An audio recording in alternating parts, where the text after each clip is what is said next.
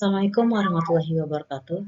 Halo semuanya, perkenalkan nama saya Putri Nabila Sundari dengan NIM 22230025 dari Prodi Akuntansi.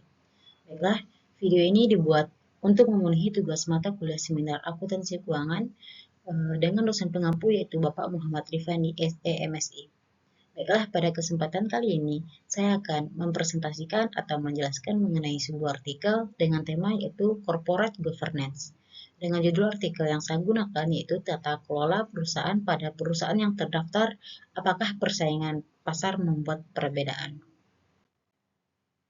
Yang pertama kita masuk kepada pembahasan teori.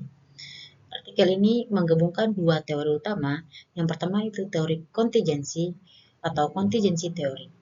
Teori ini menjelaskan bahwa struktur organisasi termasuk tata kelola perusahaan harus disesuaikan dengan kondisi lingkungan, salah satunya adalah persaingan pasar. Kedua, teori keagenan atau agensi teori. Teori ini menggambarkan konflik kepentingan antara manajemen atau agen dan pemilik atau prinsipal, serta bagaimana tata kelola perusahaan, corporate governance, berperan dalam mengurangi konflik ini. Artikel ini juga menunjukkan bahwa persaingan pasar dapat menjadikan mekanisme eksternal tata kelola perusahaan yang bersifat komplementer atau substitutif terhadap struktur tata kelola internal seperti ukuran dewan, independensi anggota dewan, dualitas CEO, dan kepemilikan CEO. Kedua kasus yang dibahas. Penelitian ini dilakukan di Vietnam sebagai negara berkembang dengan karakteristik institusional yang berbeda dari negara maju. Penelitian ini menyoroti bagaimana tingkat persaingan antara perusahaan dalam suatu industri mempengaruhi praktik tata kelola perusahaan. Fokus khusus diberikan pada elemen-elemen tata kelola berikut. Yang pertama, ukuran dewan direksi. Yang kedua, presentasi anggota dewan independen. Yang ketiga, apakah CEO juga menjabat sebagai ketua dewan, CEO dualitas. Yang keempat, kepemilikan saham oleh CEO. Studi ini penting karena Vietnam masih dalam tahap transisi ke arah tata kelola yang lebih baik. Dan belum banyak penelitian sejenis di negara-negara berkembang. Ketiga, objek penelitian atau sampel penelitian. Populasinya seluruh perusahaan yang terdaftar di dua bursa utama di Vietnam yaitu HOSE dan HNX. Sampelnya itu sebanyak 562 perusahaan non-keuangan.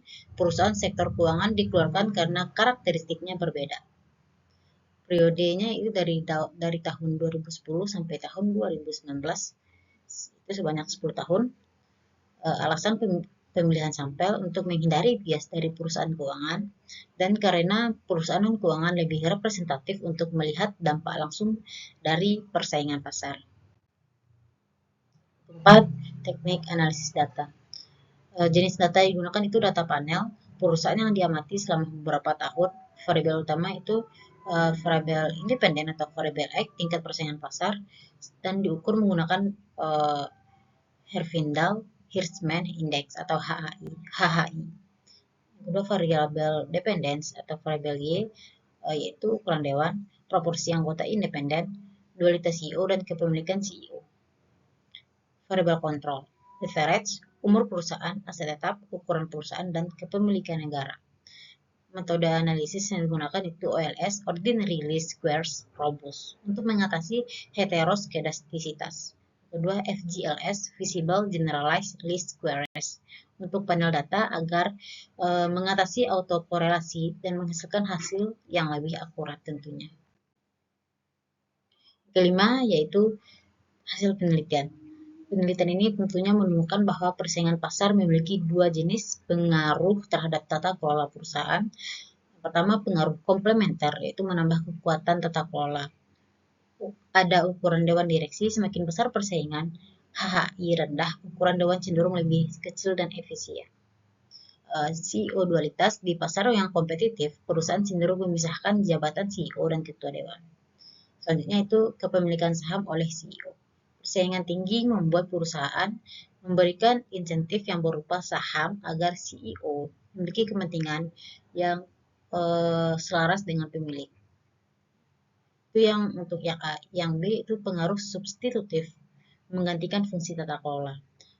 Itu ada yang pertama anggota Dewan Independen, maksudnya dalam kondisi persaingan pasar yang kuat, perusahaan cenderung tidak terlalu mengandalkan Dewan Independen karena disiplin pasar dianggap cukup untuk mengendalikan manajemen.